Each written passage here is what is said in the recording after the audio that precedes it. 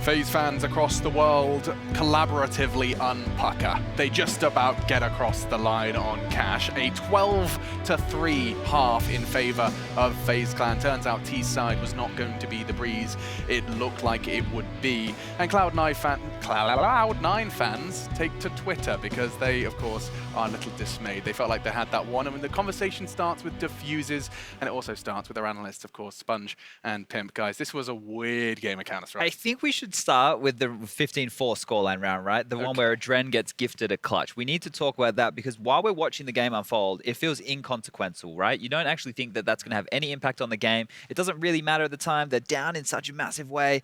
But really, when you look at that flusher, could have defused twice in that situation. So let's theorycraft. One without a kit, a full 10-second defuse. He was. I can't use the terminology. So I have weird left-handed key buttons. What's the normal defuse button? E. Okay, hang on. So do you think people are tweeting me saying he accidentally let go? He may have. He actually may have. In what universe can I accidentally let go of this button? Well, one that you're panicking and that you could potentially be knocked out of the major and not making it to the championship. $1 million major. Yeah, there's all those kind of things factoring in. Yeah, okay. Yeah, so he had two opportunities where that could have happened, and at the time it didn't really feel like a big deal. And the point I wanted to talk about there was that that isn't a mistake that you normally see flusher make. Here it is. Oh, great. We get to see it again. So this is the end of the game one here. Where oh, no, that's the other one. That's automatic. Automatic could have sat the defuse as well. So they had multiple occasions in this game where if they just stuck the defuse, now it's easy for us to say we don't have the context, but it could have changed the tide, right? They would have held them off for 15 rounds. I think the more likely scenario that transpired in this round must have been communication issues. Sure. There must have been going on some very hectic communication between the players. flusher maybe getting told that a certain player was closer to him than actually expected, and in that regard, he made the decision to leave the key from the E-hold. It was a little bit messy because it happened twice in a row. I don't think I've ever seen anything like it. I can actually see the world now where you hear the words pushing as you're on the bomb. Sure. Yeah, so this is the round. So look, Adren wasn't looking towards highway and flusher was actually really close, right? And at this point, Adren is behind them. So watch that this is a full 10-second defuse. Even if he had ran that whole way, he wouldn't have had a chance to have taken him down, right? It would have just been like the last second. He stopped just there. So now he gets off. He actually gets a defuse kit in the time. So from the 10 seconds, now he only has to go 5-second defuse. If he can keep going. And he's unable to get that one as well. And that one was in a different vein, I guess, because there's more pressure in the one-on-one. I actually take that back. That must be lack of communication. Lack of communication? Lack of communication. Yeah. He should have told him that he was nowhere near as close as he may have expected himself. He would never have left that bomb defuse had he known or got told that he was still towards CT spawner in that middle area. That must have been a lack of communication, and that is just, again, pressured situations. And as you said, it didn't seem like it had a consequence to it, but it definitely had looking into the game. But what we witnessed, of course, the last time we saw Cash FaZe CT side, it was a very different picture, of course. Complexity executing onto them, and we were kind of taken aback by how weak FaZe looked on their defense. They come into this game, only a day has passed, and they're picking up 12 rounds. Can you explain that discrepancy to me? Help me understand that. Two complete different style of display. Yesterday we saw Complexity coming in very strat heavy, a lot of executes in towards the A bomb side, towards the B bomb side, constantly playing with the rotations of the FaZe players. Whereas today we saw Cloud9 at numerous occasions just walk out of A main, walk in towards the B bomb side. Some of the times they had luck with it, but most of the times it was just a shooting gallery for the likes of Nico, Guardian, and Olaf Master. You want to force them out of position, you want to put pressure towards them, otherwise those individuals, they're going to be too strong. Yeah, with these players you can see on your screen right here, there are so many individuals who are just fraggers, right? You look at them as just people who put the crosshairs on head and they get the job done on both teams. So when you have a style of CS and both teams with relatively poor or weak strats on the T sides, and they're just playing heads up CS, they're playing default CS, really just relying on explosions and aim, then the CTs, of course, they're going to have a field day. Because you said as we're watching in the green room, Nico is so scary when he's standing still. When he's made to feel uncomfortable, that's obviously when you can fluster him, he has to watch a whole different bunch of angles. No one's going to make a frag with a flash in their face. But in this game, it felt a lot of the time they were just getting to stand, hold angles, take fights on their own on their own will. But I do feel like Cloud9 are poised to continue to cause upsets here in this elimination match. Our second map is coming up, but first, why don't we hear from a likely very sweaty coach, YNK, who has managed to get the first map under his team's belt. Words. Let's check it out. In an interview yesterday, Nico told me that yesterday in their performance against Complexity, we saw the worst version of FaZe we'd see at the major. Obviously, things changed. You had a stunning CT side, but then what happened? Yeah, I think we should have closed out there. We had a 4v3 at 15-6, I believe, and they just gambled A. We didn't really enter the site correctly, and then they started coming back. We took a lot of ecos because we knew we just needed one round, and even though the game was 16-14, I think it's just because we were taking our time and we were trying to figure out how it is that they're playing. They started gambling a lot. I mean, that's their style on CT side. They just like to take guesses. So they guessed a lot of times right. Sometimes we just messed up, but you know, in the end, we made the correct call after that timeout, figured it out what it is that we needed to do. The guys executed it great, and we managed to close it out, luckily, before overtime. But what were you saying to the team, Janko? Because it looked stressful. It did, kind of, because, you know, you have such a big lead and the team is coming back. You know you're supposed to win it. And there was some confusion, you know, in how we wanted to play, how we are supposed to win that one last round. So in the end, I just took a timeout, kind of gave an idea to the boys that I thought from the outside team, because they seemed too focused on their game. It worked out, luckily, for us, so we managed to close it out. Well, listen, Janko, you might have the next map on your side because we haven't seen Cloud9 play Dust2 in months. Is that a good thing? I think it is. I think it just shows like the veto was really weird to us in terms of like their confidence, kind of, because, you know, okay, they're vetoing Train, so they're leaving a map they never played. I guess they're going, you know, they watched our Complexity game. We could see even some of their stuff on the T side. They tried to do some of the similar stuff that Complexity did. So I guess that's their plan for Dust2. You know, it's a simple map. You don't need, I don't know what, to be able to play Dust2. So I think it's just going to be more of the same. We're super confident on the map, and I think we're going to be able to close it out in 2. But even if we don't, like, I'm not scared for this series at all. Quick question to end. Are we going to see the best version of FaZe in this map? No, we're not. The best version of FaZe comes in the playoffs. Okay, well, hopefully you're not going to leave it too late. Janko, thank you so much for talking to me. Let's head back to the desk. Oh, I love that, man. Fantastic work. But yes, FaZe still limping towards the top 8, and Cloud9 looking to hamstring them further. Dust2, what a perplexing map to be descending into in an elimination game. And of course, now 1 away from elimination for Cloud9. Looks like the fist bumps are in. Any final thoughts, Chatty? No, I just think we need to let the Counter-Strike do the talking here. Alex, both teams with star-studded players. Let's go ahead and jump straight in then. None other than Vince and Moses to guide you through what could be the last map for Cloud9. It could be, but how would you ever tell? That match was insanity, a back and forth affair on Cash. And here we are on Dust2. Rush gonna push up early. So is Keo. Aggression from the CT side, and Rain's being cautious. Flashbang comes out. They want to swing out wide to take these fights. They've got the early advantage. Keo's forced back. He might be compelled to help protect Rush, but for now, Cloud9 have weathered the storm. Ooh, and they've actually turned it back around in FaZe's face, quite literally. The USP round of Flusher connecting, but Nico's going to counteract with one of his own. And now they're going to make a move across onto the A side, taking quite a bit of damage through the smoke, but Nico's going to get himself a second. Bomb now traversing onto the side, going to get planted. There is a rotation from Zelsis round from the T spawn, which could catch Adren unawares, but the damage is being inflicted so heavily across the Cloud9. If they go for this boost, it may end up costing them dearly, as there are a multitude of players on the side. Here comes Adren from the side. He's going to get 2, and now the flanker of Zelsis has been found, but still lands the headshot. This is the point where his life should become forfeit, as he makes a move across to the A side through Car. FaZe going to know exactly where he is. He's making a lot of noise on his approach. Double peek should come in. This round should be pretty much tied up, but Rain actually just does it one-on-one. Adren sits there and waits. Yeah, I mean, Adren's just playing the bomb. At that point, with that late in the time, you know, even if he wins that battle, he still has to hop on the defuse and spend all that time to defuse the bomb. So Adren just saying, I'm gonna play for the bomb.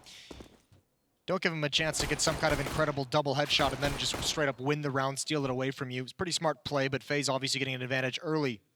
1-0. AK is going to come out, scout on automatic. And that's the only investment. That will delay when he can get an AWP in his hands.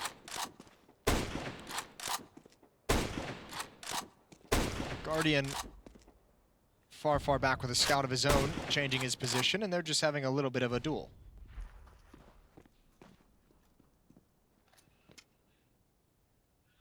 That one lonely scout now making a move over through CT spawn towards long, where the bulk of the CTs currently are. There's 4 players here. This leaves just Kirishima alone on the B side of the map. Still 3 smokes at the disposal of FaZe. Going to start to be tossed in for the cross. Automatic is going to connect 1 shot. Loads of flashbangs. And a second. The terrorists are taking severe punishment on the approach, but sanity has resumed as Rain finds 4 with his AK-47. Yeah, his head's on a swivel. Spinning around, finding all the opponents. A 2-0 lead now for FaZe, only losing Nico. Scout shots connecting, but not taking anyone down early. Automatic's gonna go right back into the scout as well, as the rest of his team buys up. We'll see what FaZe has to play with. Yeah, this is great. Very quick sequence for Rain. Even able to get that 4th there as Flusha backs away while he tries to reload. Not a whole lot of weaponry for Cloud9 to fight within that round, so nothing too crazy there. Automatic again peeking up towards mid. Guardian has an AK now. 2 Mac-10s on Adren and Olaf. Feels like Olaf on that cache had probably his best performance of the majors so far. Unfortunately, it's almost overshadowed by the weird nature of that comeback and just how flat FaZe felt when they had so many chances to close it out. Yeah, I think that's definitely fair. If the match had have ended sort of 16-4, 16-5, we'd all be talking about how great Olaf was and how excellent FaZe looked. Instead, it has been somewhat tarred by that T-half, which was, as we said, pretty shambolic towards the end. But that's all in a distant memory. FaZe got the win. That's all that counts. Bit of a heartbreak for Cloud9 getting so close yet so far. And now they have to try and repel this push with over a minute to play with just 2 smokes and a flashbang. In terms of the firepower, it's not fantastic either. Scout for Mass. As you highlighted, with Automatic going in for an early scout, he's on another one now. He did land a lot of shots in the previous round. Cloud9 is running out of utility. They have a kid on Rush who's all the way towards long, so it can be difficult for that kid to get involved in the action. If he falls at long, there's no way to recover it. So much utility on FaZe, and they're going to turn this into a mid to B split. There's the smoke towards CT spawn. Both of them. Keo waiting for a timing, but there's no flash to send over. He's done great damage to Rain. He's going to go back for more. Can't find a Dread. The Mac-10 very mobile, and Zels is just waiting. He's got to bide his time, but Nico's already swung behind him, and Cloud9, they must save now. Flush on Automatic. Those mid smokes just now fading as FaZe gets into the bomb site quick enough to utilize their cover. And all 5 players will live into the next round for the moment. Olaf is on the hunt. Yeah, Zelsis felt a little bit like a deer caught in the headlights, just stuck in the middle of the site, players all around him. Oh, didn't see that shot, but it looked like it was through the wall and the head of Guardian from Automatic, from CT spawn. We were laughing a little bit last night, having a chat, some of us at the end of the day, about defending the B bomb site, because this is what us Counter-Strike nerds talk about at the end of a long day of Counter-Strike. We just discuss more CS. And how much it sucks being the B defender during a mid-split, because, you know, Zels is anchoring that, and you know at some point there's going to be a hit through those B tunnels. You don't obviously know if it's going to be 2 people, if it's going to be 3 people, or if it's just going to be the one that it was in this situation. So it's really, really difficult to choose where you want to do your aggression, especially when you have no utility, because frequently we'll see those 2 B defenders, the anchor and the rotator, if there is a mid to B split, if those smokes come up, they'll wait to have some kind of a timing of a flashbang over the wall, and they'll both fight mid together and just live or die by the results of that one, because that way at least you're not sitting and waiting for a pinch. He's going to be given a second chance. I think Nico got killed just behind him. Taking those bullets, a meat shield for Guardian to strike. And I suppose on a map like Dust2, you want your AWPer to be the man. Automatic wanted that gun so bad. He does get it, but he's so close to death. Are they going to flash around this corner? Oh, doesn't even matter. Great headshot from Adren. Headshot for Adren. Going to cost him 96 health. But elsewhere, Olafmeister catches a pixel of Flush's head protruding over the top of Short. Not able to capitalize on it. FaZe turning the heat up once more. Through T-spawn will come Olafmeister to join the rest of his team on long. There is just the one player up there. That's going to be Flusha with his AK-47. They don't really have a great amount of nades either. No smokes in play for Cloud9.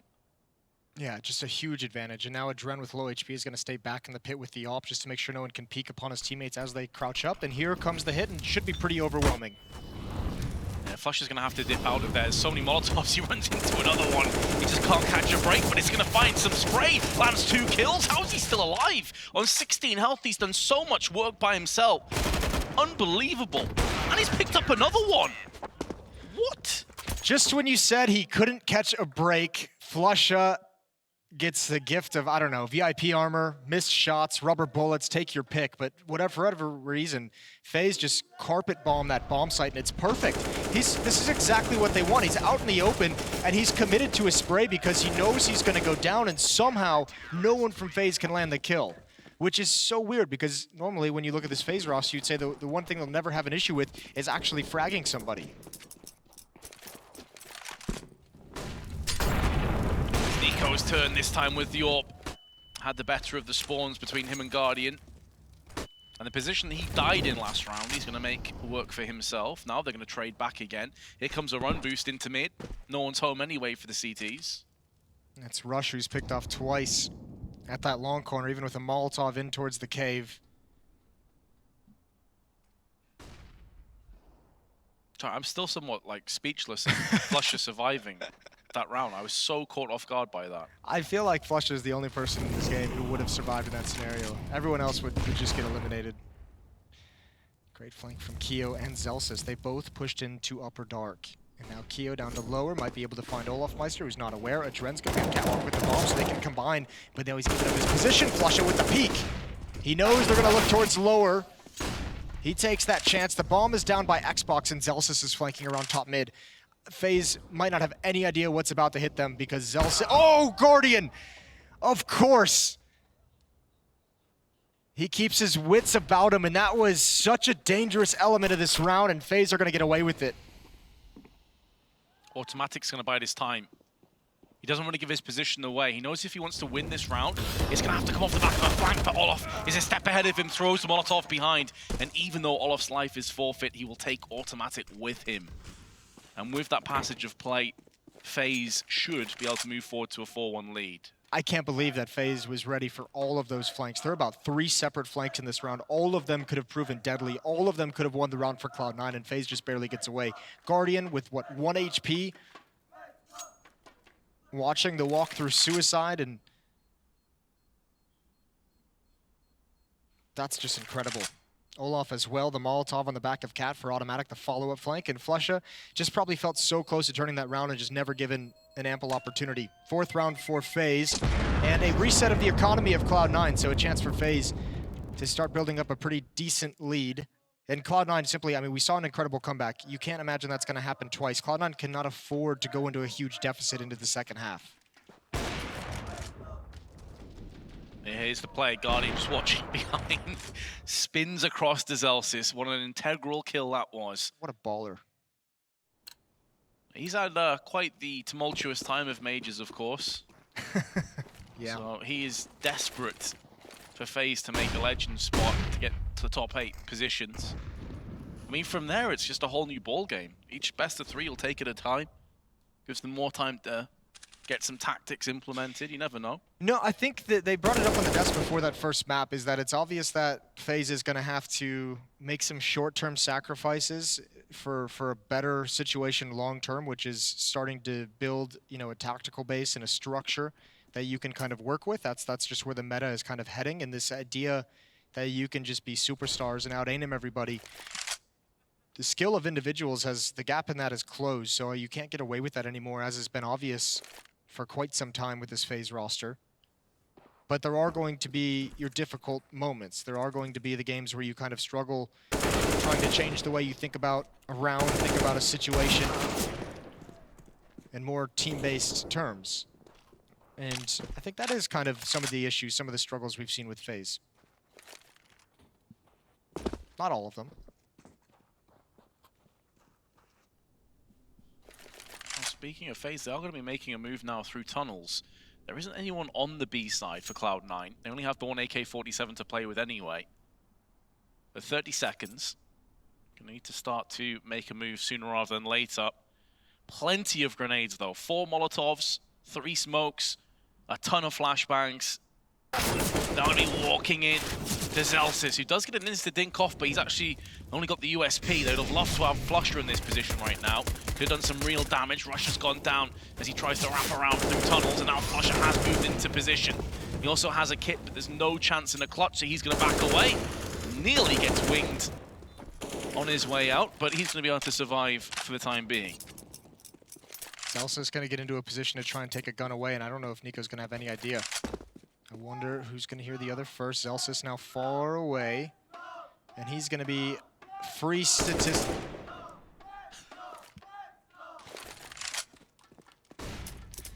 Take it all back. Just escapes somehow. 27 health. If he survives out this round, then I don't even know what's real anymore. Why does that have to happen like that? Yeah, I mean, no one's going to chase him. They don't care if he has the USP, right? So he was going to survive. So yeah, a little bit crazy. 1-5, Cloud9 needing to mount a small comeback for the moment, but that could change very, very quickly. Guardian with an AWP. Still. And now we're going to see Automatic get one of his own. Light armor and one flashbang to work with. We saw him challenging with the Scout earlier. Now that the AWPs are out, I don't think he's going to want to do that. That's a big risk in CT mid. Indeed, he's just going to go towards long, where they've suffered some early casualties a couple times. Guardian looking for any information who's jumping across, and ooh, picking up the pace. Nico is so good in this position against complexity. It continues here. Keo peeks right into it. Thought that smoke would save him, but Nico knew exactly how to use it. Yeah, this really the map against complexity in their previous best of 3 where Nico came alive, and he was going absolutely huge. Zelsis has been caught. Olafmeister going to eviscerate his head, and with that, FaZe Clan will take over B site and get a 6-1 lead. I don't really see the CTs going for this. Flusher was just kind of caught out in the open, kind of has to commit fully, but he's found himself Guardian.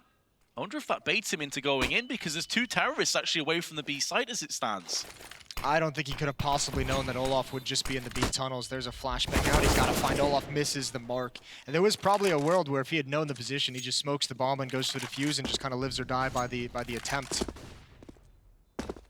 He's had a tumultuous time with defuses. Maybe a little bit, you know, not even wanted to mess with it at this point.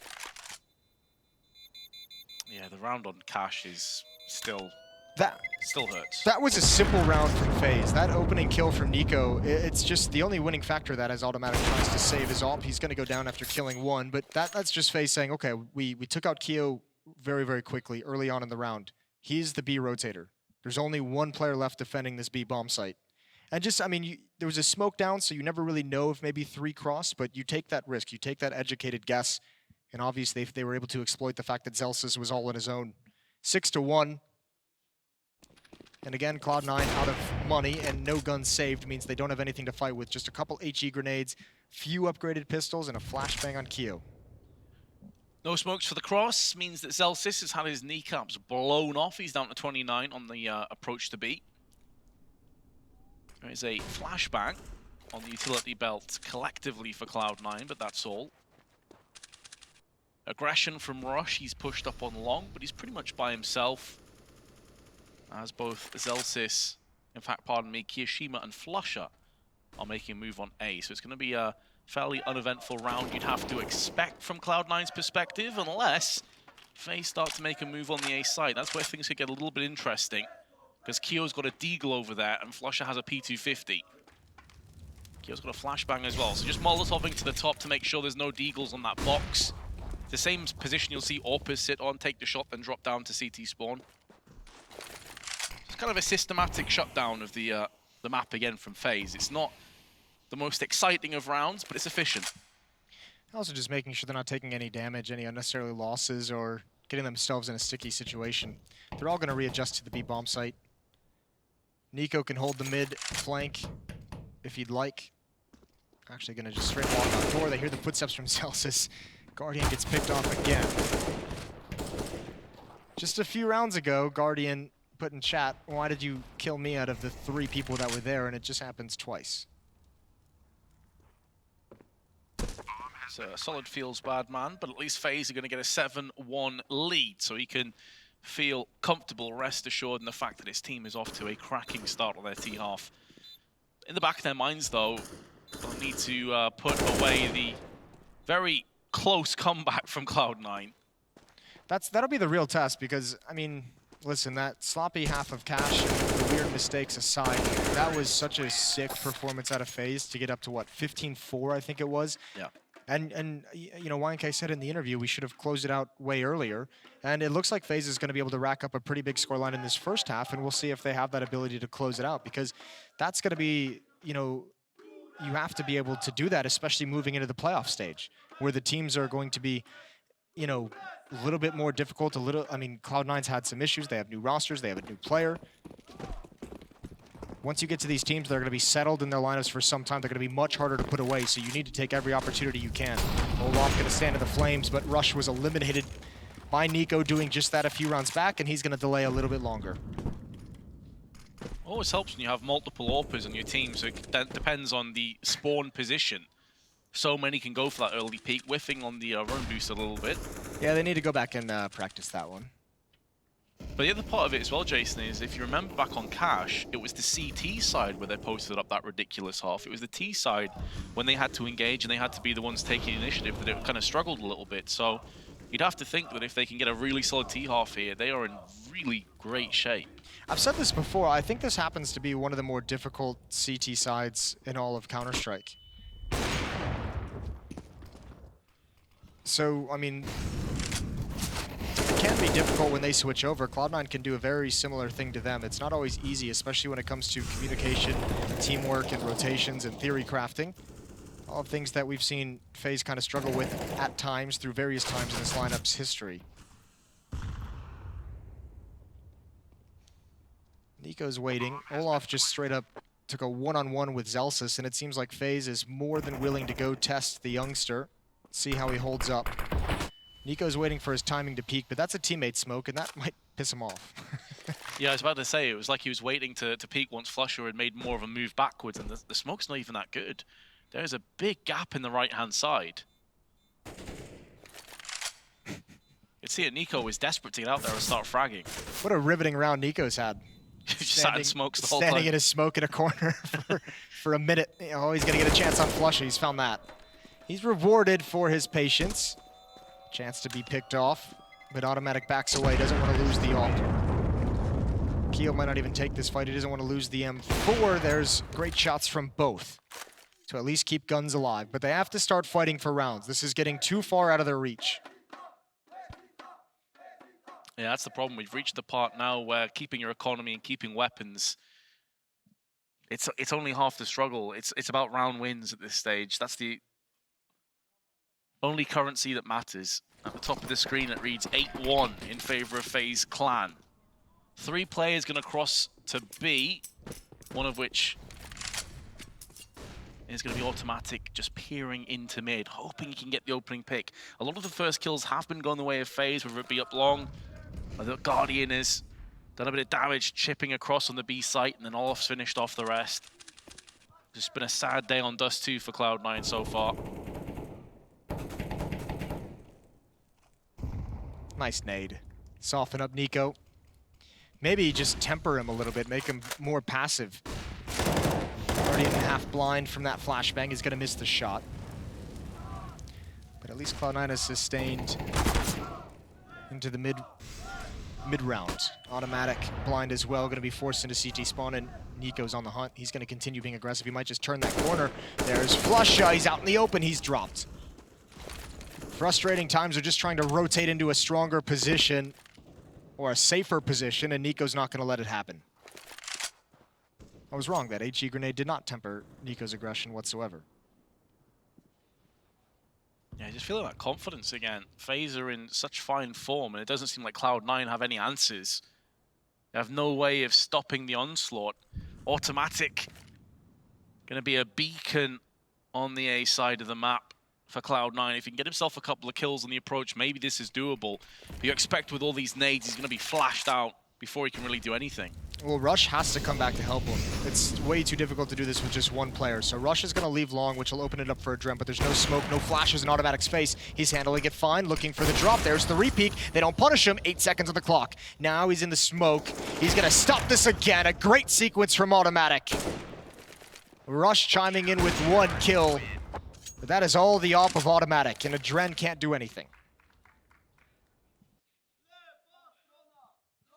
And the worrying sign for Cloud9 is, yes, they've got their second round, but you can't expect that Automatic's going to pull out a 3K solo hold every round. FaZe Clan, up until that point, have just been looking great across the map, but let's see. Maybe that's the moment where they just get a bit inspired and wake up. Here's the thing, in this strategy, it's Adren's job to push out long and eliminate those players on that railing. He should be out there fighting Automatic, but he obviously has to take a little bit of time and caution just because there could be a long player.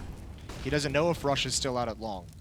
Without that information, he just was a little bit slow on the draw on that push. And again, Zellsis is, I mean, fair play, one of the most, the ultimate legend in Olaf Meister against a guy playing in his first major. I think we'd all kind of take Olaf Meister in that battle any day. Automatic's got to get aggressive to try and even out the player count. A chance here against Guardian, just barely misses the pixel.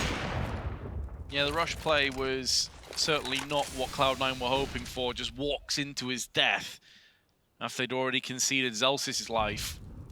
And after getting a round on the board, resetting your loss bonus, this is really the worst turn of events for Cloud9. This is FaZe Clan now. They're eyeing up a phenomenal half. At least 10 rounds. Could be a lot more than that, though. I don't know if there's time for this, but Cloud9 needs to make an adjustment. What you need to do for at least 1 round is go send Automatic towards the B bomb site. If Olaf is just going to take that fight in the halls, just put Automatic there with an op. That's the exact fight an opper would love. If Automatic wins that, then all of a sudden Olaf is going to have to second guess when he takes that fight, because he's going to say there could be an op here. They've been able to do that. And you at least stop him from just being so confident and dry swinging on Zellsis. Oh, Nico's found some prey, but bit off more than he could chew. Flusher's going to punish him. I don't think they're really in a position to feasibly go for this retake. No, they're not, but they're in a position to go for weapons at the very least. Flusha's going to go through that Molotov. Guardian doesn't expect that, but Flusha equally does not expect Olaf to be there. Salvage the AWP. Keo and Automatic going to be heading towards T-spawn to try and save their weaponry. Still an op in the hands. Automatic and Keo will be able to drop some weapons over, and they'll have to, because they have to fight for rounds. They can't afford to sit these rounds out when you have a chance of investing in some rifles. Flusha will be stuck on a UMP. I mean, surely around this time is where a timeout needs to be called for Cloud9. Just stall things out, just talk it over, as you say, make an adjustment, just anything. It might be, but we have to remember as well, Cloud9 usually having a coach behind them is not able to do it at this major. As in order to have this roster work, they had Zellsis signed up as the coach. So I guess the thought process might be, since we don't have a coach who's going to give us any new ideas, why take the timeout? But I agree, they can still be useful. Just take a breather. At the moment, they're just being blitzed by FaZe over and over. This might be the switch. Instead of Automatic at that B bomb site, Kiyoshima a little bit more experience to take that fight.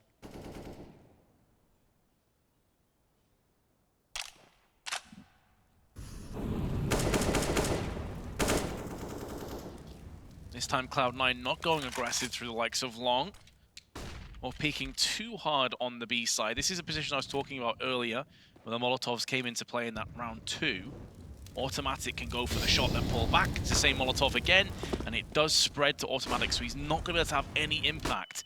It forces him away, gives catwalk control across to FaZe Clan, which they can look to pivot off when they choose. They can either go for that set play that we saw earlier, and to be fair, Automatic destroyed them last time around, but this time he's taking a bit more of an aggressive play and actually drops down. I'm not sure if that was intentional.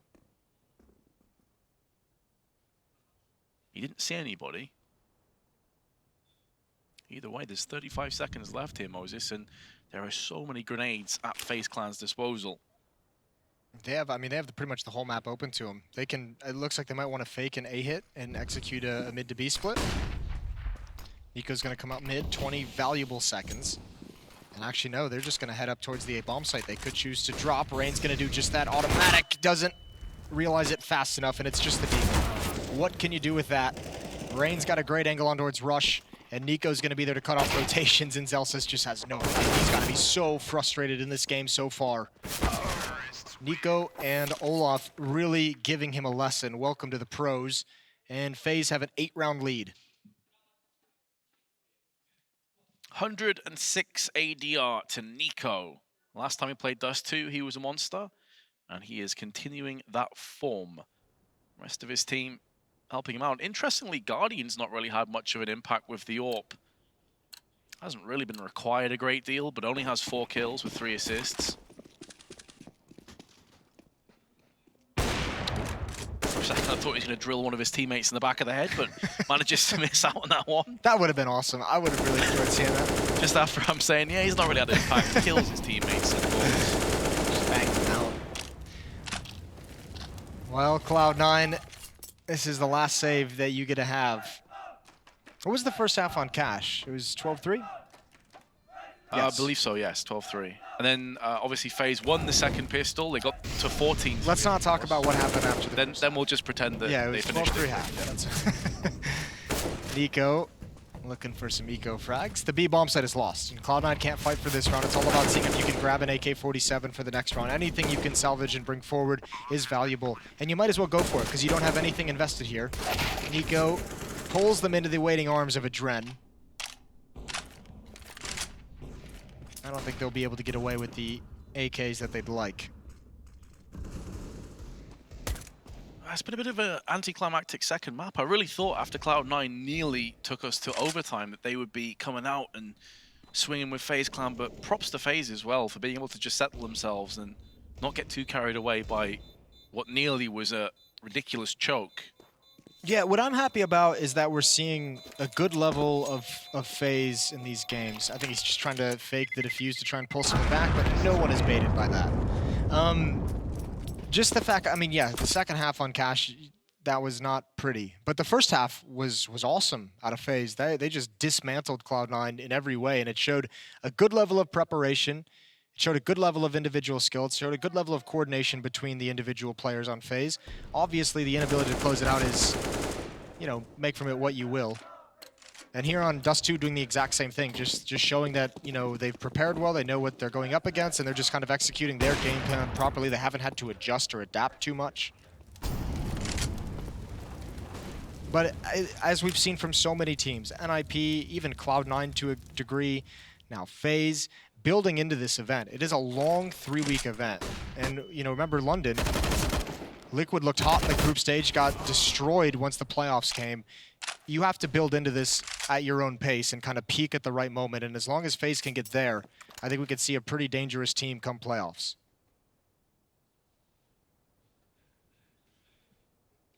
Let's see if they can close this one out quicker. Learn from the Cash performance towards the end. As you say, CT side can be very difficult for teams to get a stranglehold over their economy. Utility is so important, but of course AWPs are too. The most expensive of the weapons that you're typically going to see. Automatics can use that smoke to his advantage for Guardian. Lightning fast with the AWP shot.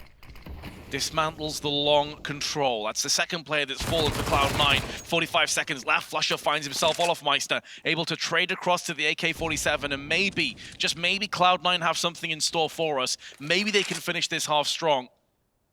4 rounds would not be great. It would not be the end of the world. But their 2-player stack are both CT and Box. They're playing this one slowly because they're working off this rotation. T-Spawn is going to have Zelsis making a move around again. The question is, can he get there quick enough to stop this from coming into play? No. Nico's going to be able to get the bomb planted. Guardian finds Kirishima, and Zelsis will be able to take down Guardian, but the damage is being inflicted. Nico's landed a beautiful one-tap onto Zelsis, leaving it a one-on-one. Flusher against Nico. Nico's trying his best, but Flusher holds on for dear life, and Cloud9 will get a 3rd round. Yeah, that's rough for Nico. You do love to see that, even at 11-2. Wow. This is why we like Flusher. Even switching out guns. I love everything about that. Even playing with the defuse, which, you know, sketchy. Would be straight banter if he just let go of it right at the end and then got back on it. I was going to say something. Yeah, 11-3 in the favor of FaZe. Oh, I was going to say it's just unfortunate for Nico. He has to take that battle out towards long when he's getting shot at, and then he just has to fight the flame. So HP is so low, so tough for that one-on-one. classy replay. We're all about the fun and the BM here at IEM Katowice. I mean, he was even BMing the BM. He wasn't even shooting Nico. He was shooting to his left-hand side. He's carving it like a chalk outline, like one of those old like Yeah, detective noir. the crime scene. Yeah. The troll in full effect. Meanwhile, this buy is looking a little bit sketchy. 2 for Massia's MP9. Flusher, of course, saved the AWP from the previous round. Curious if he'll drop that across to Automatic. Oh, they've actually got double AWP set up, pardon me. So Automatic does have one of his own. Just picked it up from the ground. Nico takes a lot of damage for not much in return, so he's down to 44. Don't think he does that if it's like 6-6. Yeah, that's a fair point. Obviously feeling pretty confident, pretty comfortable. His teammates haven't had a whole lot of issues taking their fights as well. Kiyoshima's put back to 8 HP in mid. Automatic's gonna find that opening pick onto Rain. That's from CT middle over the smoke.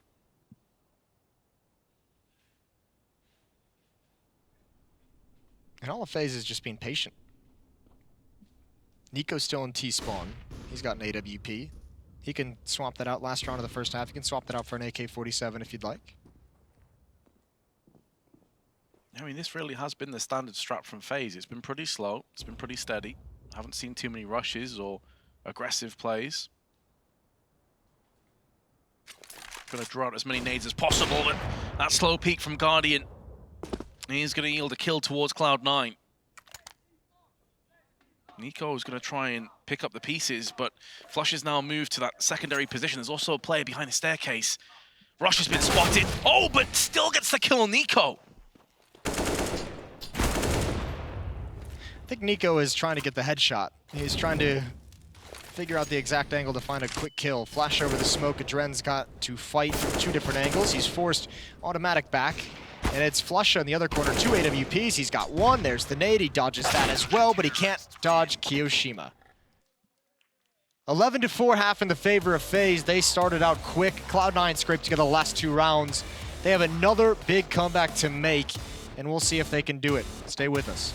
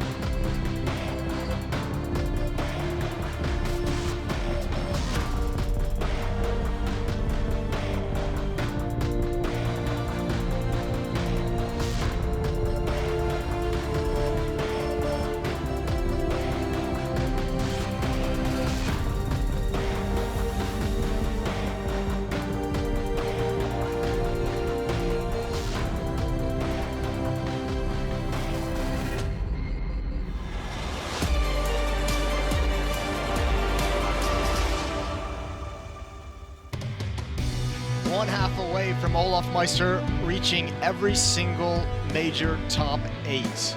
This one was the most in question, and he's somehow found himself knocking on the door one more time. Him and FaZe Clan have an 11-4 lead over Cloud9. It would have to be another miraculous comeback from C9 if they want to force a third map. It sure would, but we've already discussed that the T side of Dust2 can be a pretty rewarding half if you can keep the economy low. First order is this pistol round, though. Nico's going to find himself 3 heads bobbing up and down in tunnels. Not able to land on any of them, but at least information gathered. Going to start to push through mid, where Rain is looking. Nico, double team from Kiyoshima, plus Zelsis, but it's Kiyoshima that gets the last hit in.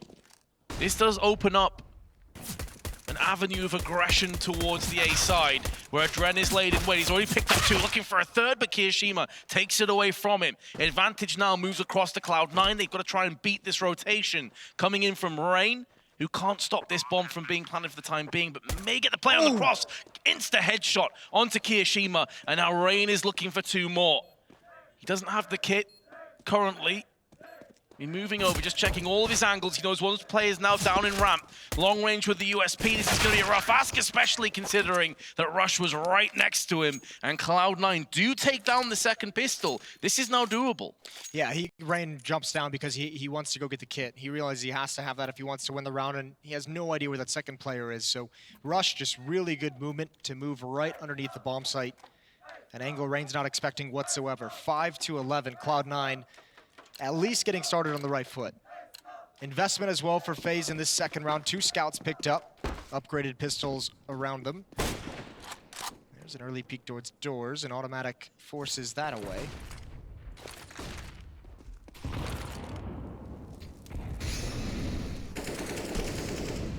It's being exchanged, but no real ground has been covered just yet. It's going to be, I'm excited to see what kind of style Cloud9 comes out with. You remember from the T side on Cash, it felt like their faster tactics worked way more than their kind of slower, typical style out of Cloud9. FaZe was more than content to just kind of sit back and watch that happen and let him stumble into the crosshairs in the late rounds. Dust2 is a map where you can mix in a lot of different fast and slow strategies with success. Pop Flash completely destroys Olaf Meister. Now Flusher did probe onto A earlier and found out that the scout was there. I think Nico just tagged up with the smoke. It's a Rain. Onto Kiyoshima, pardon me. It's Rain that gets taken down courtesy of Kiyo.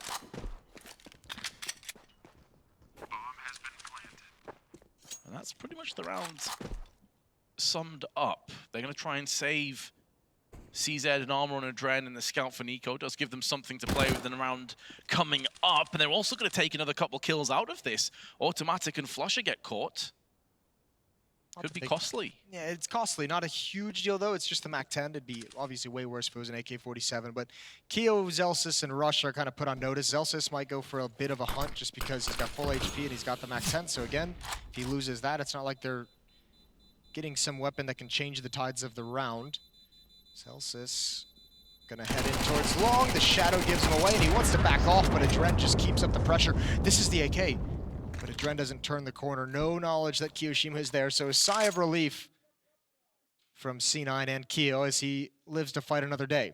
But they close the gap, 6-11, and no buy can come in this round from FaZe. That's gonna come a little bit later due to the second round investment, and all of a sudden, this can be a very close half pretty quick. 1 gun round win, and Cloud9 is very much right there within striking distance. Yeah, that's why we were kind of touching on it earlier, that if Cloud9 can finish the half, even though it was a horror story, if they can finish the half with a couple of round wins, it does give them something to play off. It does give them a chance at bouncing back. Nade damage is significant, though, on the approach. Automatic takes it straight to the face. Now Adren with a MAC-10, able to spray in, but only gets 1 kill for his troubles. Rush is down to 3, Automatic down to 50. So they are in the range of the USP and the scout. Rush gonna go for the plant. There's no grenades. FaZe would love to have a HE or 2 at this stage, or a Molotov. He boosting over, is not really yielding too much, as Kiyoshima's playing passive at the back. Not going to give anything away. Nico going in first with the scout. Can he land some majestic shots? Oh my goodness! The shot onto Rush is sublime, but it's not going to be enough to yield the round more than likely. Looked absolutely disgusting, but in the grand scheme of things won't change a great deal for Cloud9. Olofmeister can't get his hands on the scout, can't get his hands on any of these AKs, but Nico, that was filthy, mate. That was pretty dirty. You don't see that every day. Still a 4-round lead for FaZe. Double op setup coming out immediately. And with the fact that they didn't have a stellar economy and they invested in that second round, this pretty much puts them on empty in terms of their money. So Cloud9, if they win this, a reset on FaZe could be huge. Rush peering down mid, but he's not looking for the cross. He's just looking for someone to come in towards lower B. Automatic wants to take that fight. Flashbang comes out. He grabs the angle again. Gonna go for a timing, and he just barely missed it. Nico had just walked past his scope, his crosshair, and Adren already in pit knows that that smoke at the corner is doing nothing. It's not giving anyone any availability. Look at the setup for FaZe, though. This is designed to just obliterate a mid to B split. Guardian with the op on mid pulls them in towards Rain, and Olaf watching tunnels. And it looks like with Flusha having the bomb outside of B, that looks like their Cloud9's exact plan is a split towards that B bomb site as soon as they make presence at A. Has come to a bit of a standstill, though. Haven't fully pushed out of catwalk to try and draw any grenades, but here we go. This is the play you were highlighting. The B split. Already getting some presence down with a couple of smokes. Locking off the CT side. Rain up in the scaffolding. He's going to look to try and pincer as many players as he can. Olofmeister's Org is all too strong, and it's going to be almost a clean sweep for FaZe. Although Automatic did just take down Olofmeister, Guardian missed one too many shots with his AWP. With that smoke, he could maybe try and get his hands on the bomb. He's done just that. And also lands a shot into Guardian. This is now getting really costly for FaZe Clan. He's never going to expect Adren to be this close. Nico's going to call out the cross, so Adren will creep ever closer. Automatic taps the bomb. No one is even within position to hear it. Nico still so far back, being cautious, but he just oh, Automatic! That is incredible!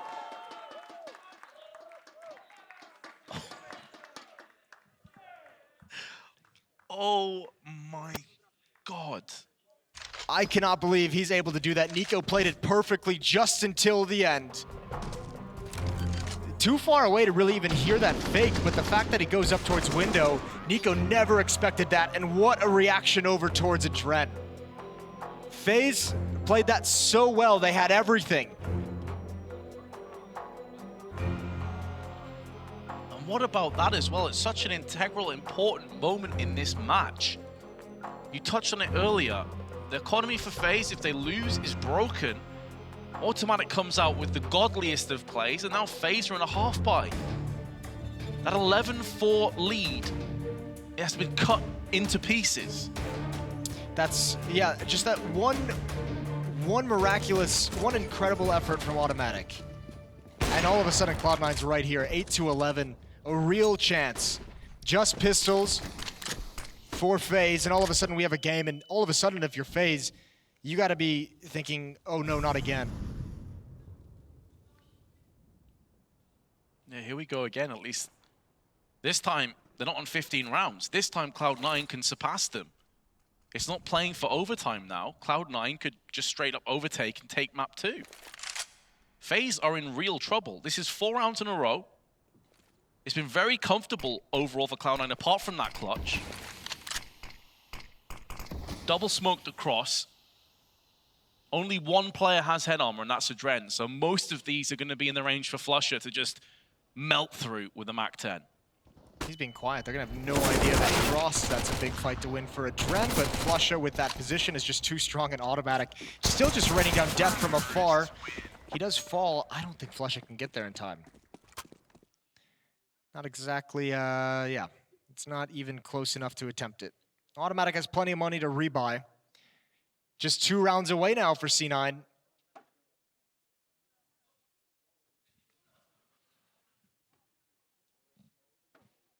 Have to keep morale high here, FaZe. They've got 2 ops in play once again. Second time we've seen this on the CT side. I'm still at a loss for words for just how good that automatic clutch was. He's going to be standing on a Molotov. And that's actually gone deeper, so he's going to lose more health as a result. Didn't want to push out the front way. So nearly 3/4 of his health is gone, just off the basis of that Molotov. So worth for FaZe. Of course, they have no idea of knowing it was that brutal for him.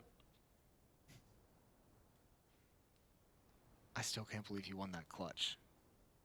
If Cloud9 win from here, that surely has to be said. Probably the moment. What a god-tier clutch from Automatic. A draft off angle in the pit. He's got the first. He has no chance. The backup converts onto the second. That's Rush. Nade's going to come out. They finish him off, but at what cost? 4 on 3.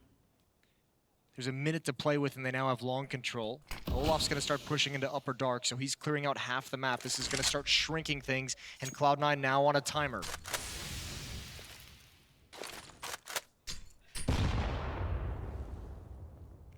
Clock becoming more and more impactful as each second passes.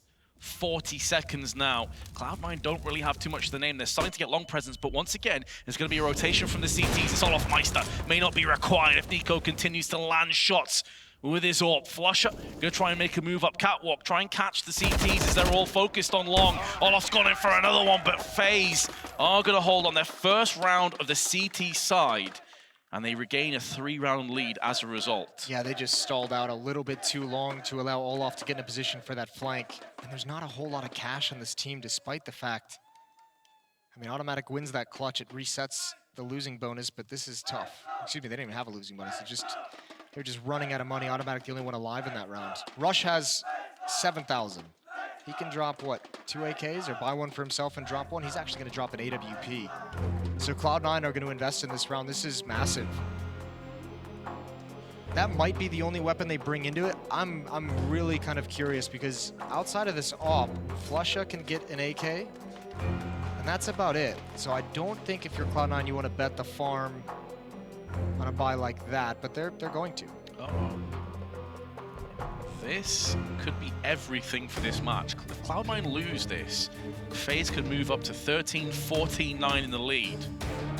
At that stage, it may be too far gone. Cloud9 with a hugely important round coming up. They're going to have a double AWP set up in play, though. Flusher does pick up an AWP for himself. Tries to land the shot through the double doors. Not quite going to connect. But with a setup like this, it doesn't really afford you too many luxuries in terms of aggressive play. You're going to have to send your pistols in first, and any kind of engagement, they should be coming out second best. There's a flashbang into a peak, but Rain's been flashed twice. One of those was from the T's, one from the CTs. This is now allowing the terrorists to start to swarm onto the site, but Rain comes through. Double spray, bomb's gone down. That's a body blow for Cloud9, with so much on the line for this round, and it's gone even worse. Flusher on the receiving end of a battering courtesy of Nico's AWP. That's so smart from Rain, using the flashbang just to get into position for a follow-up flash from the B bomb site. He comes through, Tim is blind. And Rain gets a double spray down, and the 2 players trying to make it in. The bomb even being dropped in the open is just the cherry on top for FaZe. I can't believe Automatic even tagged Olaf on that jump. I don't know if it'll matter much. FaZe pretty spread out, though. Adren is still out of long. Nico at the railing of A. An Automatic. Do you have another one in you, sir? Nope. That was a whole different ball game, though. More players to fend off against, no real control. FaZe Clan move 4 rounds clear, and this is the nightmare. Cloud9 invested everything. They put all their chips on the table, said all in. It didn't work out for them. No, not at all.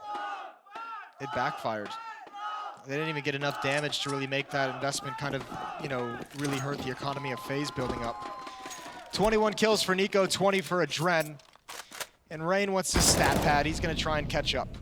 Although he's forced away pretty quick. Just by himself. They absolutely do not want to give an M4 across.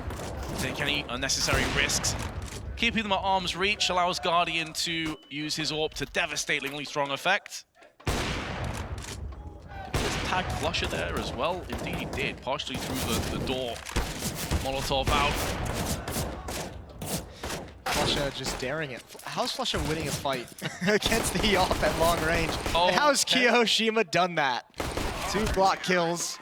It's not going to matter in the end, 14-9. I know Guardian doesn't have the greatest numbers. He's 12 and 16, but his op feels like it's in a pretty good place. Seems pretty accurate. Yeah, he's landing quite a few shots, isn't he? I mean, his ADR is pretty down there, only 62. That's nuts. Both players were tagged, though. Obviously, the Glock not great against armor. Here comes another tactical timeout by Cloud9. They know this could be their last chance at this major. After this, it's going to be pistols or very low buy if they concede. FaZe Clan 2 rounds shy of securing their position in the top 8 of the major. 2 rounds shy of continuing Ro5's incredible streak. That is a streak. That is, I mean, it is incredible to think about that. When everyone else has fallen by the wayside, missed some top 8s, Ro5's still here, still trucking. What a phenomenal career he's had in Global Offensive. Rush towards lower B, 9-14. Cloud9 just 5 rounds away from evening things up. They still have a chance to be able to win this in regulation. Olaf is playing the eliminator of American Gladiators, and he's going to make it across. Pretty obvious who the crowd wants to see victorious today. All FaZe, all day. Kiyoshima's going to take the brunt of the grenade damage, but everyone gets chipped a little bit. That's a money nade. Molotov just behind it's going to stall for a little while longer. Cloud9 need to make sure they don't all get clumped up here and lose map control as a result.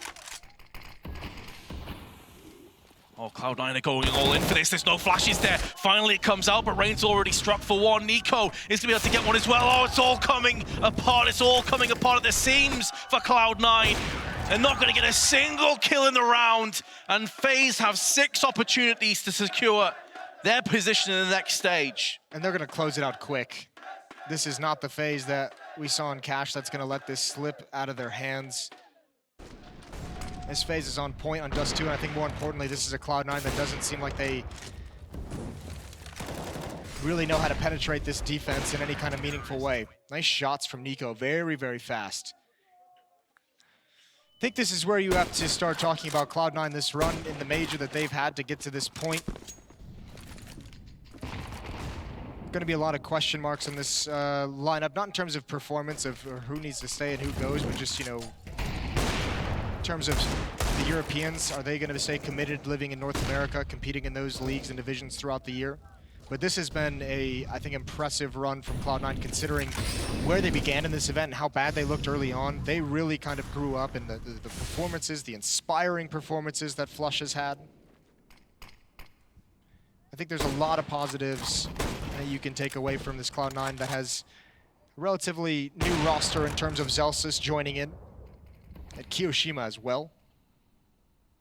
Played with a completely different lineup just back in mid-December. This could be it. Could be the final passage of Cloud9 in the IEM Katowice Major. Kiyoshima and Automatic gonna find 1 kill. But they don't have control of the bomb. Kiyoshima realizes they're gonna have to go back for this now. And in doing so, they have to go out into the open. Just about gonna get away with it, but Ro5 is perched up. He is ready. He is waiting, willing. Anticipating this push-up tunnels. It should be a double spray. This should be all she wrote. And indeed it shall. FaZe Clan, they've really weathered through this stage, but they've got it done. They move to the top 8. And so fitting, Olaf gets the last few kills there, the ultimate legend. He's made it to every single top 8 of every single major. And that was an impressive FaZe. Cash, they can talk over those mistakes, but this is much better than what they looked the other day. And we're starting to see some of the pieces forming, some of the pieces developing. For all the talk they've had about how good the boot camp was and how well they can play. Starting to see a little bit of that, glimpses of it. and we'll see if they can manifest all of their power in the quarterfinals. We've got Alex and the boys at the desk. Take it away. Yeah, that was an amazing game to finish that one off there. I think FaZe showing moments there of what we can expect, hopefully, when they move through to that championship stage. But Cloud9, they weren't able to get it done here today, Alex. No, not at all. I mean, FaZe, they have found the form they needed. It was a tough task for them yesterday versus Complexity, but do seem to be able to use that time for wisely and come back with just a little more of a glimmer of that form we were anticipating coming into this tournament, Jacob. It was a while since we saw them play, that's for sure, Chad. Yeah, and I think, you know, when you have this team of FaZe Clan who can have their moments, who can have their, you know, individual plays stepping up and just locking out opponents, that's when you know that this is a team that can actually make it and actually test teams once we get to that playoff bracket. It's the FaZe of old that we need to see more of as we move forward to the championship stage. Yeah, there's no doubt about it. I mean, Dust2 as well. It felt like the veto raised some eyebrows, and I suppose those eyebrows are still raised now you've seen the results? I was not convinced by this Dust2 pick, or at least allowing Dust2 to be part of the map pool for Cloud9. It was 148 days since they last time played the map. That was also a loss back to, I think that was MIBR back in the day, so they haven't really played Dust2 at all, and it didn't seem like they came in that prepared in Dust2 here either. So they took a gamble, and it just didn't pay off. But can you fault them for trying to throw a curveball out in an elimination match? I mean, that takes a lot of cojones, a lot of confidence to be doing something like that in such a I think they both did. I think they actually, by having Nuke come through as the last map, we're trying to bluff each other through the veto. But that tells me that both teams, we saw it from Cloud9 earlier in the tournament, that they actually played the map and they looked okay. Yeah. You know, they did what they had to do against Windstrike. But FaZe, for them to allow it to go through all that way, that tells me that maybe we're going to see that once we get to the bracket stage, because they wouldn't have allowed this in an elimination match. Perhaps we'll get some of the answers on the stage. Frankie standing by with a member of FaZe Clan. Guardian, just around a year ago, Cloud9 took the Boston Major away from under your nose. How does revenge taste? Obviously it's sweet.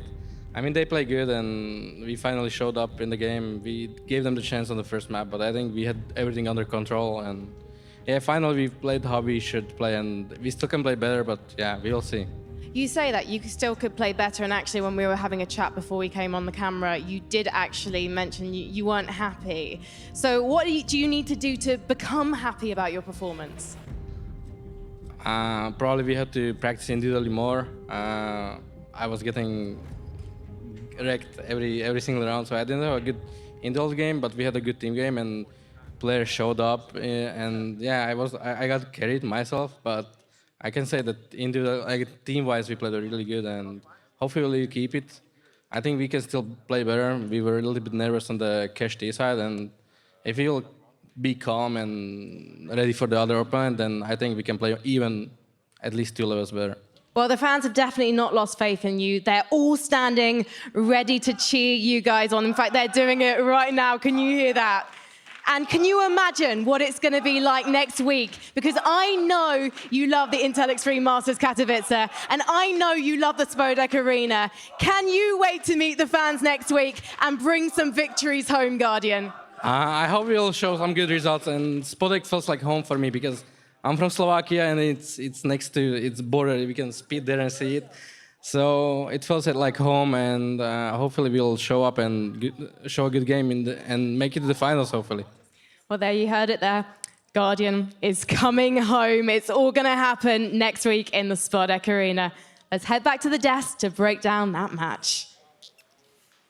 That's the plan. Thank you so much, Frankie. A match so exciting, I forgot my jacket. And let's not forget to talk a little bit about Olaf Meister's dynasty continuing. There is just one man in Counter-Strike Global Offensive that has been to every single top 8 of every single major. That is quite an absurd feat, isn't it? It's pretty impressive when you think about it. All over the years, you know, all the different rosters that he's been a part of. Yeah. The very first time he played was back in a team called LGB, and that was with Crims and Twist, you know? And that feels like a lifetime ago, but he's done it time and time again. And here, I think that a performance of Rain and Olaf has slowly been lifting throughout as the tournament has progressed. I think Adren has actually been one of their best performers, or at least impactful players, in my opinion. I mean, seeing him with that rifle, he looks so scary in comparison to perhaps the Adren I'm used to expecting from Gambit. I suppose leadership woes taken away from him in this team. I mean, he's in a complete new role now, playing in FaZe and under complete new pressure, having to talk English as well in a much more efficient way. So I'm a little bit, I wouldn't say surprised, but I'm happy on England's behalf. Impressed is probably the right word to put at him. I think he's doing good, and I think, as you said, Chad, they're doing better and better, and it seems like FaZe is growing into the tournament, and that is also a sign of class, being able to start out slow, this but round. showing the qualities. Oh, this clutch, yeah. This was, sorry to talk over you, Jacob, I'm a it's little very excited. Automatic. Like, I mean, jokes aside, if Cloud9 had forged a comeback, yeah, that's graffiti levels clutch. It felt like he had done them dirty, you know, with that kind of play. In a 1-on-3 situation, we're 1-on-1 with Guardian. Okay, it doesn't seem like this is still possible. Closing in from tunnels, he's going to get pinched any minute, but he played it to perfection. And I know that had us yelling in the green room. I can only imagine how everybody was at home. That's a fire-up moment right there. Yeah, it was so fun to watch the social media world just blow up in about a 60-second window of seeing Automatic go 1v4. He's playing with them. And that was, of course, just a glimmer of hope for Cloud9. They are shut down 2-0, but let's reflect on the North Americans for a moment. Let's not forget, with a stand-in at this tournament and yet managing to make a deep run to the point where they are just one map away, or one game away, I should say, Jacob, from securing a top 8. That's not too shabby. That's not too shabby, not at all, to be honest. In terms of managing expectations, I think Cloud9 did more than I expected from them. I think they came in here, they gave a good fight, and unfortunately for them, they faced a better team today. They faced a FaZe that is slowly but surely starting to fire up. Cloud9 can be proud. Automatic had a good tournament once again with the AWP. I think that's a talking point that we need to discuss soon. Is he going to be a primary offer for this team? Is he going to continue being that? Because he's good with the rifle and he's doing a good job. Yeah, he certainly is, but I mean, we just saw what he could do with the AK too. I mean, both weapons are in. Yeah, just use all the guns. Screw it. Why doesn't he just use everything? That should be the plan. Let's go ahead and show you what this looks like. The legend stage concludes, and it's time for us to reflect on exactly who managed to rise to the champions stage. These are your results from the day, of course, as well. ENCE did manage to battle through a Vanguard. That was a hotly anticipated match, but the Finns found form, unlike previous days. NIP Vitality, what a series, Jacob. Yeah, that was close, right? That was way closer than many probably would have expected. That said, though, NIP coming out and showing some real good Counter-Strike level. One thing I took note of, that was Dennis, the individual performance coming in from him. That was a vital part, not only for this matchup and for them to progress in the tournament, but the fact that he's able to do this after such a slow start to the tournament and then leading into the playoff, that's going to be a vital part for them. Without Dennis firing on all cylinders, there's no doubt, there's nothing that tells me, that NIP can beat anyone in the playoff. But with Dennis in top shape, that is a scary prospect all of a sudden. Couldn't agree more. Now we have to talk a little bit about what we have to look forward to. 8 teams. Let's think about this. Let's just start brainstorming. We have 8 teams locked in for the champions stage. Now I'm going to read them to you, and you tell me if that sounds right. Astralis, NIP, Renegades, MIBR, Na'Vi, FaZe Clan, ENCE, Team Liquid.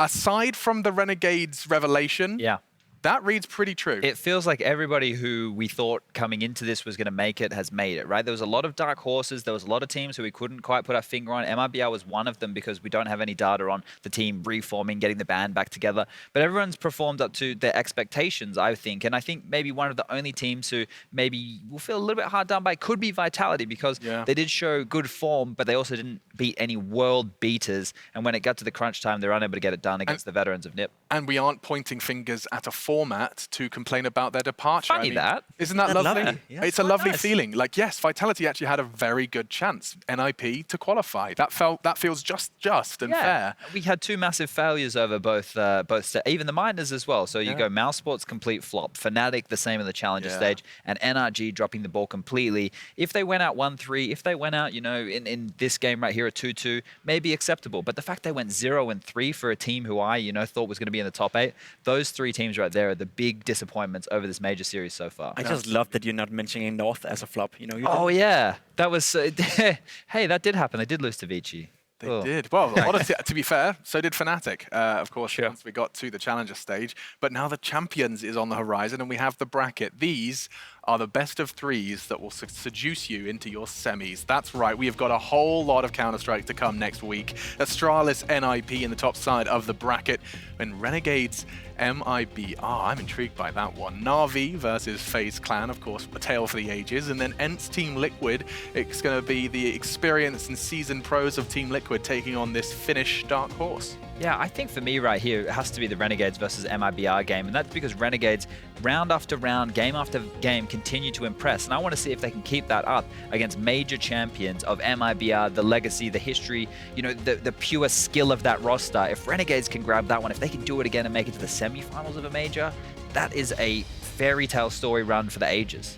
Renegades, of course, have picked up some huge wins across their run here, not forgetting a win versus FaZe Clan, and of course that best of 3 versus Vitality, who we've already talked about their omission in this stage of competition. Jacob, which one's really jumping off the page to you? Because I'm kind of struggling to choose a favorite. Yeah, me too. There's so many good matchups. I feel all of them have a storyline to them that is going to be super exciting to follow. One thing I do look forward to is going to be Na'Vi taking on FaZe Clan. I think those two teams have a lot of history in between. They have a lot of individual skill on the team. You have the best player in the world in terms of Simple going up against potentially the second best player in the world in Nico, who's slowly but surely starting to find form in this tournament. Also, two teams that leading into the tournament haven't really been looking at their best, but as the tournament has progressed, they're both starting to fire up slowly but surely. So I think that's going to be a barn burner of a match, and I think it could be potentially a match that could lead all the way to the final, because one of those are going to go through, gain a lot of confidence, facing potentially Liquid, and that's going to be, again, you know, another great matchup. So FaZe, Na'Vi, I don't really know which one to go for. And of course, you know, the fact that Astralis and Liquid are on the other end of the bracket is a very promising sign for some spectacular grand final potential action. Yeah, we don't get our grand final in the semi-final, which has happened plenty of times before. You know, the ideal format here, if, you know, you have the two favorites and they get a clear run and they make it all the way, it means we do get Astralis and Liquid, which could be the tantalizing prospect that we saw plenty of times last year. But I'm pretty sure that happened exclusively because of Liquid's win versus Na'Vi. That was the crucial match, right? Well, look, there was a couple of opportunities, but them guaranteeing splitting that in that that had to be done then, right? If they had gone through and they'd played another match and they had lost, that's when seeding starts to come into play, and they might not have actually ended up on the opposite side of the bracket. So we got lucky in that regard right there. But this is a bit of a sleeper one that I don't think people would be thinking of right now, is NIP versus Astralis. Right. NIP in the later stages of last year were one of these teams who just kind of felt like, you know, they were an annoyance for Astralis. Occasionally they come along and they, you know, give them a bit of a punch in the arm and keep them honest occasionally. So if that can happen again and NIP continue to, you know, show that good form and everybody clicks, that might not be a run over like everybody's thinking. NIP have done it before. I think it was at the DreamHack Cluj Poké Major back in 2015, if I'm not mistaken. Right back. Woof. I think Astralis back then called TSM. They were the huge favorites coming into that tournament. They were winning everything. They were the best team in the world also at that point. Now NIP had a rough showing. They had a rough lead into the tournament. They managed to get their way to the playoff, and somehow they managed to beat back then TSM in a semifinal, I believe it was, or in a quarterfinal even, and make it to the way to the semifinal. So they have a lot of history, and knowing those Danish guys, they still have a little bit of a grudge towards the NIP guys from that one, because they felt they got robbed of the first major ever, bringing it back to the Danes. Now, obviously they won since then, but that one right there, that's going to be spicy. Yeah, and well, especially because, I mean, Get Right's even said it himself. He says we struggle with the unknowns, but when it's a team that we know, a team that we're familiar with, we are one of the few that can push Astralis. Yeah, if you look just back to ECS Season 6 finals, which was in November of last year, NIP took a map off them of Train, right? So you consider Mirage is another map that Astralis have been struggling with. Much to look forward to. You could build all these different narratives and storylines to why it might be possible. Okay, I just realized we've got so excited that we've got the bracket that we've just done almost an entire pre-match. Yeah. Oops. Sorry, as exciting as it does sound, you don't get that until next week, where the champion stage does commence. But I think we might as well say our good night. You can go jump into your matchmaking games and see if you can pull off all of those sexy smokes you've been seeing lined up all day. And we're going to go ahead and take a bit of a break. But do not panic. Counter-Strike is coming your way. Counter-Strike is coming your way. And I need to go away and practice English. But anyway, Counter-Strike does continue next week at the Intel Extreme Masters. And let's not forget, here in Katowice, the CSGO Major Championship continues next week.